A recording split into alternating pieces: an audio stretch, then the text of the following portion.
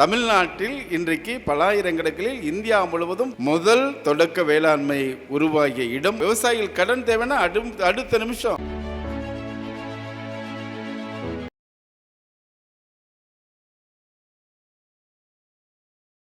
நான் பேச நினைப்பதெல்லாம் வரலாற்றில் இடம்பெறக்கூடிய அளவில் ஆலங்குடி மண்ணிற்கு பெருமை சேர்க்கக்கூடிய அளவில் தனது பொது வாழ்க்கையிலும் சரி, விளிம்பு நிலை மக்களுக்கு ஆற்ற வேண்டிய பணிகளை ஆற்றுவதிலும் சரி, கள பணியாளராகவும் சரி, கவிஞராகவும் ஒரு எழுத்தாளராகவும் இங்கே வருகை தந்திருக்கின்ற இந்த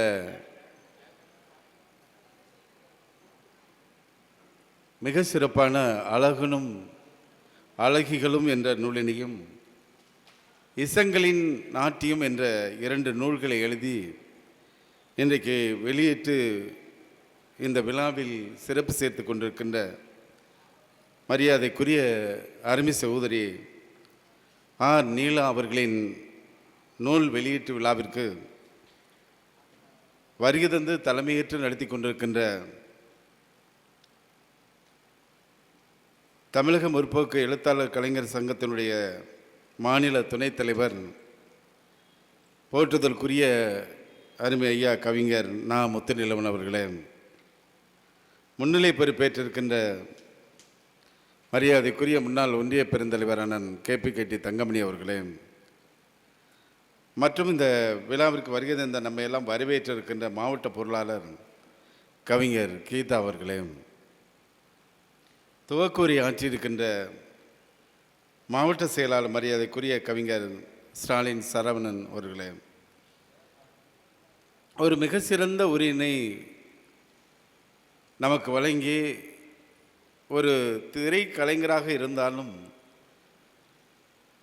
இடதுசாரி சிந்தனைகள் கொண்ட ஒரு மிகச்சிறந்த பணியினை மேற்கொண்டு ஒரு அருமையான உரையாற்றி சென்றிருக்கின்ற திரைக்கலைஞர் மரியாதைக்குரிய அருமை சகோதரி மாநில துணைத் தலைவர் ரோஹிணி அவர்களே,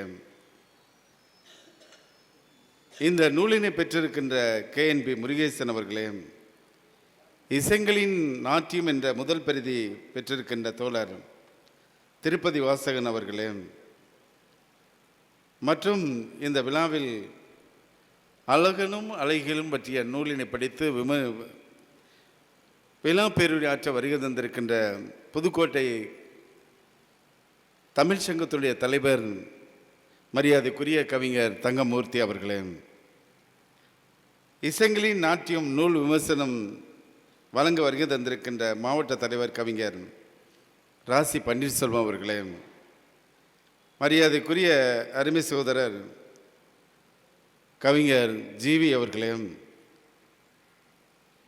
கவிஞர் ரத்திதா அவர்களே, கவிஞர் மரியாதைக்குரிய அருமை சகோதரர் ரமா ராமநாதன் அவர்களே, கஸ்தூரி ரங்கன் அவர்களே, அருமை சகோதரர் நேசன் மகதி அவர்களே, தாய் தமிழ் பள்ளியினுடைய ஆசிரியர் நமது மரியாதைக்குரிய தொகுத்து வழங்கி கொண்டிருக்கின்ற ராஜா அவர்களே, உஷா நந்தினி அவர்களே, மரியாதைக்குரிய அருமை சகோதரன் RV செல்வம் அவர்களே, எல்குமார் அவர்களே, மகேஸ்வரி சண்முகநாதன் அவர்களே, வழக்கறிஞர் விஜயா அவர்களே, ஆர்டிஸ்ட் முருகேசன் அவர்களே, மரியாதைக்குரிய தஞ்சை செல்வி அவர்களே, R சுதாகர் அவர்களே, தமிழரசன் அவர்களே, சரவணன் அவர்களே,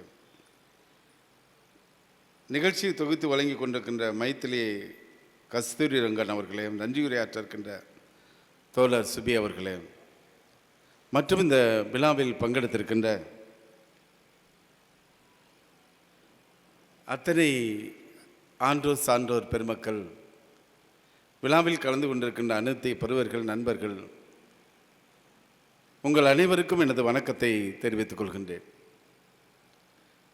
நமது கவிஞர் தோழர் நீலா அவர்கள் பாரதி கண்ட புரட்சி பெண்ணாக, புதுமை பெண்ணாக மிக சிறப்பாக தான் ஏற்றுக்கொண்ட பணிகளை வெற்றிகரமாக செயல்படுத்தக்கூடியவர். பல்வேறு நூல்களையும் கவிதைகளையும் எழுதி வெளியிட்டு சிறப்பு சேர்த்தவர். குறிப்பாக நான் ஊராட்சி மன்ற தலைவராக இருக்கின்ற காலத்திலிருந்து 30 ஆண்டுகளாக அவரை நான் அறிந்திருக்கிறேன். அப்படிப்பட்ட அவர் 30 வருஷத்துக்கு முன்னாடியும் அப்படி தான் இருந்தார். எங்கே எந்த விழாவுக்கு வந்தாலும் எந்த பந்தா விளையாடி ஏதாவது ஓரத்தில் இருப்பார். ஆனால் அவரை பார்த்தவுடன் நமக்கு ஒரு மரியாதை, நமக்கு மனசை தன்னை அறியாமல் அவர் மீது ஒரு மரியாதை ஏற்படும் பாருங்கள். அப்படிப்பட்ட ஒரு தியாக வாழ்வுக்கு சொந்தக்காரர், அப்படிப்பட்டவர். நான் இதுக்கு முன்பாக இருந்த சுற்றுச்சூழல் துறை அமைச்சராக இருந்த பொழுது திருவள்ளூர் மாவட்டத்தில் திருவூர் என்ற கிராமத்தில் 2000 பனை விதைகள் நடவு செய்வதற்காக என்னை அங்கே அழைத்திருந்தார்கள். அப்படிப்பட்ட அந்த விழாவில் சென்று அங்கே திருவூர் என்றால் அது ஒரு முக்கியமான ஊர். தமிழ்நாட்டில் இன்றைக்கு பல ஆயிரக்கணக்கில் இந்தியா முழுவதும் தொடக்க வேளாண்மை கூட்டுறவு சங்கங்கள் இருக்கிறது. முதல் தொடக்க வேளாண்மை உருவாகிய இடம் அந்த திருவூர், அந்த கிராமத்திற்கு நான் சென்றேன். இன்றைக்கும் விவசாயத்திற்கு தேவையான அந்த ஆராய்ச்சிக்கான இடங்கள் கூட அந்த ஊரில் இருக்கிறது. அந்த ஊரில் இருக்கின்ற விவசாயிகள் அனைவரும் சேர்ந்து தங்களுக்கு தேவையான விவசாய கடன் பெறுவதற்காக அவர்களாக உருவாக்கிய அந்த தொடக்க வேளாண்மை கூட்டுறவு வங்கி தான் இன்றைக்கு நாடெங்கிலும் பரவி கிடக்கிறது. அதையும் இன்றைக்கு ஒன்றிய அரசாங்கம் ரிசர்வ் வங்கியின் கட்டுப்பாட்டுக்குள் கொண்டு வந்து அதையும் முடக்க நினைக்கிறார்கள் என்பதை நான் இந்த நேரத்தில் உங்களை பதிவு செய்ய கடமைப்பட்டிருக்கிறேன். ஏனென்றால் விவசாயிகளுக்கு எந்தவித செக்யூரிட்டி எதுவுமே இல்லாமல் விவசாயிகள் கடன் தேவைன்னா அடுத்த நிமிஷம் உங்களுடைய அந்த விவசாயினுடைய அடங்களை பெற்றுக்கொண்டு அந்த விவசாயம் செய்வதற்கான கடனை வழங்கக்கூடிய ஒரு முக்கியமான விவசாயிகளுக்கு நண்பனாக இருக்கக்கூடிய. ஆனால் இன்றைக்கு அதையும் ரிசர்வ் பேங்க் கட்டுப்பாட்டில் கொண்டு வந்து முடக்கி இவர்களுக்கு அந்த கடன்களை கிடைப்பது. அண்மையில் கூட பல்வேறு நீங்கள் நகைக்கடன் விவசாயத்துக்கு வைத்தால் ஆண்டுதோறும் திருப்பி வைப்பதற்கு வட்டியை மட்டும் செலுத்தினால் போதும். ஆனால் முழு தொகையும் கட்ட வேண்டும் என்று சட்டம் கொண்டு வந்தார்கள். எதிர்த்து போராடி மீண்டும் அதனை திரும்ப பெற்றிருக்கிறார். அப்படிப்பட்ட ஊரில் நான் அவரை சந்தித்தேன். எந்த இடத்திலும் எந்த பணியாக இருந்தாலும் அவர் எப்படி அந்த அத்தனை பணிகளையும் மேற்கொள்கிறார் என்பது நான் பார்த்து வியந்து போயிருக்கிறேன். பயணங்கள் எத்தனை கிலோமீட்டர் தூரங்கள் இருந்தாலும் அத்தனையும் பேருந்துகளிலே அவர் பயணங்கள் தொடங்கியிருக்கிறது. தமிழ்நாட்டில் அவர் செல்லாத ஊர்களே இல்லை, கிராமங்களே இல்லை. அப்படிப்பட்ட ஒரு மிகச்சிறந்த போராளி நம் மண்ணில் நமது பகுதியில் தோன்றி பல நூல்களை எழுதி இன்றைக்கு 2 நூல்களை எழுதி வெளியிடுகிறார் என்றால் நமக்கு கிடைத்த பெருமையாக நான் பார்க்கிறேன். குறிப்பாக நான் இன்றைக்கு புதுக்கோட்டைக்கே வருவதாக இல்லை, ஆனால் தோழர் நீலா அவருடைய அந்த நூல்களை வெளியிட வேண்டும், அவர்களை பற்றி நாம் பேச வேண்டும், அதன் மூலமாக நான் வாழ்நாளில் ஏதாவது ஒரு பெருமையை பெற வேண்டும் என்றால் என் வாழ்நாளில் நான் கலந்து கொள்கின்ற மிகப்பெரிய பெருமை சேர்க்கக்கூடிய விழாவாக இந்த நூலினை வெளியீட்டு விழாவை நான் பார்க்கிறேன். காலையில் இந்த நூலினை கொண்டாந்து என் இடத்துல கொடுத்தார் ஆலங்குடியில். அப்போது பக்கத்தை பரட்டி பார்க்குறப்போ படிக்க முடியலை, இது என்னன்னு தெரியலை. நாட்டியம் அப்படிங்கிறது கீழே தெரியுது. சரி, இது இளங்கலினா என்ன ஏதுன்னு படித்து பார்த்துட்டு உள்ளே போனேன். உள்ளே பேர் இருக்கும் அப்படின்ட்டு இசங்களின் நாட்டியம் அப்படின்னு எழுதியிருந்தார். இப்படின்னு தலைப்பு வச்ச உடனே எனக்கு கடுமையான கோபம் வந்துச்சு. கோபம் வந்த உடனே ஏன்னு கேட்டால் பிற மொழி கலப்பில்லாமல் எழுத வேண்டும் என்ற வழியில் உள்ளவன் நான். அந்த அடிப்படையில் கடுமையான கோபத்தை உள்வாங்கி கொண்டு இருந்தாலும் இப்படி அவர் பெயர் வைத்திருக்கிறார் என்றால் அதில் காரண காரியம் இருக்கும் என்று இந்த நூலினை படித்தேன். காரில் ஆங்காங்கே நிகழ்ச்சிகளை முடித்துவிட்டு காரில் இருக்கின்ற நேரத்தில் நான் படித்தேன். படிக்கின்ற பொழுது இந்த நூலுக்கான பெயர் காரணத்தை மிக தெளிவாக குறிப்பிட்டிருக்கிறார். அது மிகப்பெரிய எந்த நூலாசிரியரும் சிந்திக்காத சிந்தனையை தந்திருக்கிறார். என்னவென்றால் ஒவ்வொரு இடத்திலையும் முத்திரை பதித்திருக்கிறார். குறிப்பாக அந்த ஒவ்வொரு விஷயத்தையும் லிசங்கள் என்னென்ன சோசியலிஸ்ட் ரியலிசம், அதே மாதிரி கியூபிசம், பாசிசம், செக்யூரலிசம், இப்படி லிசங்கள்லேயே எல்லாத்தையும் சேர்த்து அதை வடிவமைத்து அதற்கு நூலாக அந்த நூலுடைய தலைப்பாக இசைங்களின் நாட்டியம் என்று ஒரு மிகப்பெரிய ஒரு சமூக சிந்தனையை வித்தியாசமாக அவர் யோசித்திருக்கிறார். யோசித்தது மட்டுமல்ல, நிறைய இடங்களில் நிறைய கருத்துக்களை அவர் பதிவு செய்திருக்கிறார் மிக சிறப்பாக. குறிப்பாக சொல்ல வேண்டுமென்றால், மண்ணில் நடக்கும்போது கதைகளை சொல்லுங்கள், மலையில் நனையும் போது கவிதை சொல்லுங்கள் என்று ரசூல் சம்சாத் தேவின் அந்த வரிகளை குறிப்பிட்டு, இரண்டுக்குள்ள முரண்பாடு, எப்படி நாம் இந்த பயணங்களை மேற்கொள்ள வேண்டும் என்று அவர் குறிப்பிட்டு சொல்கிறார். குறிப்பாக காலையில் நாம் நடைபயிற்சி மேற்கொள்கிறோம். நடைபயிற்சி மேற்கொள்கிற போது என்னை பார்க்கிறவர்கள் பார்க்காதவர் எத்தனை இடத்திலும் நான் வணக்கம் சொல்வேன். நன்றாக இருக்கிறீர்களா என்று கேட்பேன். எல்லோரும் கேட்பார்கள், அவர்கள் உன்னை பார்க்கவே இல்லை, நீங்கள் போய் அவர்களை பேசுகிறீர்களே, வணக்கம் சொல்கிறீர்களே என்று கேட்ட பொழுது, காலையில் நாம் நம் மனசை தயார்படுத்தணும். எந்த இடத்திலையும் கோவப்படாமல் இருக்க நாமவே மகிழ்ச்சியோடு எல்லாரிடத்திலையும் பேசி பழகினால் அன்றைய நாள் முழுவதும் இனிமையாக அமையும் என்பது அந்த அடிப்படையில் அதை மண்ணில் நடக்கும்போது கதை சொல்லுங்கள், கதை நல்ல கதைகளாக சொல்ல வேண்டும். அதே போது மலையில் நனைகின்ற பொழுது கவிதை சொல்கின்ற என்ற வரிகளை குறிப்பிட்டு இதில் சொல்லியிருக்கிறார். அடுத்து, அரிசி புடைத்து சோறாக்கிய அப்பத்தாவோடு பறந்து விட்டன சிட்டுக்குருவிகளும் என்று சுப்பிரமணிய செல்வாவுடைய கவிதைகளை சொல்கிறார். ஆனால் இடையில் நீங்கள் குறிப்பிட்டது, ஒரு காலத்தில் சிட்டுக்குருவிகள் அழிந்து போயின, ஆனால் இப்பொழுது மீண்டும் நிறைய இடங்களில் நம்ம ஆட்சியில் இருக்கப்போ எல்லா இடங்களிலும் செல்போன் டவர் இருந்தது.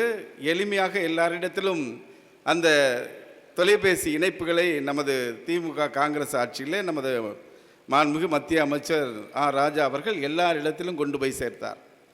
ஆனால் இன்றைக்கு வந்து பார்த்திங்கன்னா எல்லாத்தையுமே அம்பானி அதானி கையில் கொடுத்து நிறைய இடங்களில் டவர் கிடைக்கல. அதனால் பாதிக்கப்படுறது அங்கங்கே இருக்கின்ற மக்கள் என்றாலும் இன்றைக்கு சிட்டுக்குருவிகள் மீண்டும் தலைத்திருக்கின்றன என்ற தகவலையும் இதில் நான் குறிப்பிட சொல்ல கடமைப்பட்டிருக்கிறேன். அதே மாதிரி ஒவ்வொரு விஷயத்துக்கும் இத்தனை லிசங்களை அவர் எப்படி கண்டுபிடித்தார் அப்படிங்கிறதுப்போ என் வழி தனி வழி என்று சொல்லியிருக்கிறார் மேனரிசம். அது ஒவ்வொருத்தருக்கும் தனித்தனி வழி இருக்கும். நான் இப்போது என்னுடைய பயணங்கள் பொது வாழ்க்கையில் மற்றவரிடத்தில் வேறுபட்டிருக்கும். அதேபோல் இங்கே இருக்கின்ற மேடையில் இருக்கின்ற அத்தனை பேருமே பார்த்திங்கன்னா ஒவ்வொருவருக்கும் ஒரு தங்களுக்கான ஒரு அடையாளத்தை ஏற்படுத்தக்கூடியவர்கள். இங்கே இருக்கின்ற கவிஞர் அருமைசவர் நீலாவாக இருக்கட்டும், கவிஞர் தங்கமூர்த்தியாக இருக்கட்டும், கவிஞர் ஜீவாக இருக்கட்டும், நமது மரியாதைக்குரிய ஐயா முத்துநிலவனாக இருக்கட்டும், எல்லோரும் தங்களுக்கான ஒரு அடையாளத்தை ஏற்படுத்தி கொண்டிருக்கிறார்கள். இந்த மேடையிலும் சரி, மேடைக்கு எதிரிலே இருக்கின்றவர்களையும் பார்க்கின்ற பொழுது ஒவ்வொருவருமே தனித்தனியான அடையாளங்களை மேற்கொண்டு அதிலும் சிறப்பாக நிறைய பேர் எங்கள் எழுத்துக்களால் எழுதுகாத சிந்தனைகளால் சமூகத்தில் நீங்கள் தனித்து நிற்கின்றவர்கள், நீங்களே உயர்ந்தவர்கள். அது உங்கள் வழி தனி வழியாக இருக்கிறது. அதற்கு தமிழ்நாடு முற்போக்கு எழுத்தாளர் சங்கம் தனித்து நிற்கிறது என்பதையும் நான் தெரிவித்துக் கொள்கின்றேன். அதே மாதிரி நாங்கள் பேசுகிறப்ப எல்லா விஷயங்களையும் பேச முடியாது. ஏன்னா இன்றைக்கி வந்து பார்த்திங்கன்னா எல்லா இடத்துலையும் மீடியாக்கள் இருந்தாலும், தேனாறு பாயுது செங்கதிரும் சாயுது ஆனாலும் மக்கள் வயிறு காயுது என்ற பட்டுக்கோட்டையாரின் புகழ்பெற்ற வரிகள். தேனாறு பாயுது செங்கதிரும் சாயுது ஆனாலும் மக்கள் வயிறு காயுது என்று பட்டுக்கோட்டையாரின் வரிகள் அவர் பாடிய காலத்தில் நிலைமை அதுதான். ஆனால் 2006-11 ஆட்சி காலத்தில் முத்தமிழறிஞர் தலைவர் கலைஞர் அவர்கள் ஆட்சி பொறுப்பேற்ற பொழுது இந்தியா முழுவதும் பொது விநியோக திட்டத்தை அமல்படுத்தியவர் தலைவர் கலைஞர் அவர்கள். அவர் ஆட்சி பொறுப்பேற்றது பிறகு 1 கிலோ அரிசி 1 ரூபாய்க்கு கொடுத்ததன் காரணமாக தமிழ்நாட்டில் பல கோடி மக்களுடைய அந்த பசி பிணி போக்கப்பட்டது. ஆனால் இன்றைக்கு இருக்கின்ற காலகட்டத்தில் இந்தியா முழுவதும் ஆட்சி செய்கின்ற பாஜகவானது இன்றைக்கு எல்லாத்தையும் கார்ப்பரேட்டுகளுக்கு மாற்றி கொண்டிருக்கிறார். ஒரு அரசாங்கம் என்பது எப்படி இருக்க வேண்டும் என்றால், அரசுடைய மக்களுடைய வரிப்பணம் வாங்கப்படுகின்ற வரிப்பணம் மீண்டும் மக்களுக்கான திட்டங்களாக வந்து சேர வேண்டும். அதனை நமது மாண்புமிகு தமிழ்நாடு முதலமைச்சர் அவர்கள் திராவிட மாடல் ஆட்சியினுடைய நாயகர் எண்ணற்ற திட்டங்களை மக்களுக்கு கொண்டு போய் சேர்க்கிறார். இது மக்கள் ஆட்சி. ஆனால் ஒன்றிய அரசாங்கம் நம்மிடத்தில் ஜிஎஸ்டி போன்ற கடுமையான வரிகளை வாங்கினாலும் வரி மேல் வரி போட்டு நம் இரத்தத்தை உறிஞ்சினாலும் பண மதிப்பிழப்பு சட்டத்தை கொண்டு வந்தாலும் இன்றைக்கு யார் பயனடைகிறார் என்றால் ஒட்டுமொத்தமாக கார்ப்பரேட் முதலாளிகள்.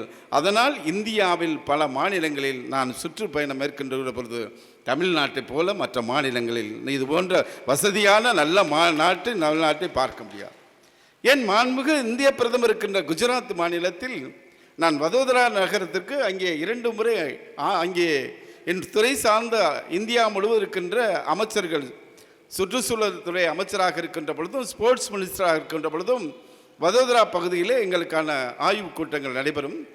அப்படி கலந்து கொள்கின்ற பொழுது நான் வதோதரா சென்று அந்த அகமதாபாத் வருகின்ற வழியில் இருக்கின்ற எந்த வீட்டிலும் செங்கல் கட்டு மட்டும்தான் தெரியும்.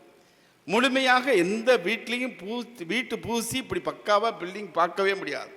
அது முக்கியமான அகமதாபாத் நகரிலையும் பார்த்தேன். ஆனால் அப்படிப்பட்ட சூழ்நிலை இன்றைக்கு வறுமையின் பிடியில் இந்தியா முழுவதும் பல கோடி மக்கள் இன்றைக்கு அவர்கள் தள்ளப்பட்டிருக்கிறார்கள்.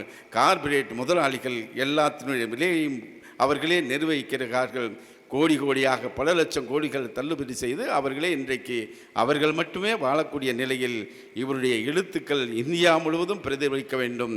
பாசிசம் வீழ்த்தப்பட வேண்டும், சனாதனம் வீழ்த்தப்பட வேண்டும் என்ற அடிப்படையில் நமது பயணங்கள் இருக்க வேண்டும் என்பதை நான் தெரிவித்துக் கொள்கிறேன். எதற்காக இதை நான் குறிப்பிட்டு சொல்கிறேன் என்றால், சிறு துரும்புதான் 2024 நாடாளுமன்ற தேர்தலை நாம் சந்தித்தோம். அப்பொழுது இந்தியா கூட்டணி அமைத்து நாம் இந்தியா முழுவதும் வெற்றி பெற்றோம். நமக்கு பெரும்பான்மை ஒரு 35 இடங்கள் கிடைத்திருந்தால் இந்த நாட்டினுடைய ஜனநாயகமும் இந்த நாட்டுடைய அத்தனை மதசார்பின்மையும் போற்றி பாதுகாக்கப்பட்டிருக்கும். ஆனால் எங்கோ ஏதோ இடத்தில் ஏற்பட்ட தவறினால் பாஜகவுக்கு மெஜாரிட்டி கிடைக்க விடாமல் செய்த மாநிலம் தமிழ்நாடு. அந்த சூழ்நிலை மீண்டும் விரைவில் இந்த தேசத்தையும் இந்த தேசத்தில் இருக்கின்ற அடித்தட்டு மக்களையும் சமூக நீதியும் சமத்துவத்தையும் அத்தனை மக்களையும் சிறுபான்மை மக்களையும் பாதுகாக்க வேண்டும் என்றால் 2029க்கும் நான் தயாராக வேண்டும் என்பதை இந்த நூலின் வாயிலாக நான் தெரிவித்துக் கொள்கின்றேன்.